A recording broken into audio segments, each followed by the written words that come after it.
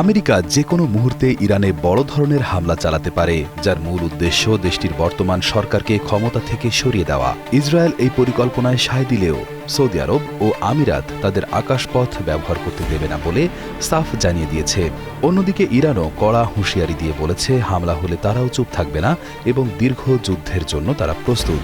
মার্কিন সংবাদ মাধ্যমগুলোর দাবি, আমেরিকার প্রেসিডেন্ট ডোনাল্ড ট্রাম্পের নির্দেশ পেলেই আজ থেকেই ইরানের উপর বোমা বর্ষণ শুরু করা হবে। তবে এবারের হামলার পরিকল্পনাটা বেশ ভিন্ন এবং ভয়ঙ্কর।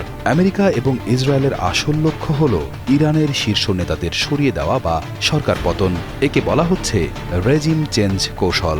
আমেরিকা এবং ইসরায়েলের ধারণা, ইরানের প্রধান নেতাদের সরিয়ে দিতে পারলেই সাধারণ মানুষ রাস্তায় নামবে এবং বর্তমান সরকার তাসের ঘরের মতো ভেঙে পড়বে। এই পরিকল্পনায় আমেরিকার সাথে পুরোপুরি একমত ইসরায়েলের প্রধানমন্ত্রী বেনিয়ামিন নেতানিয়াহু।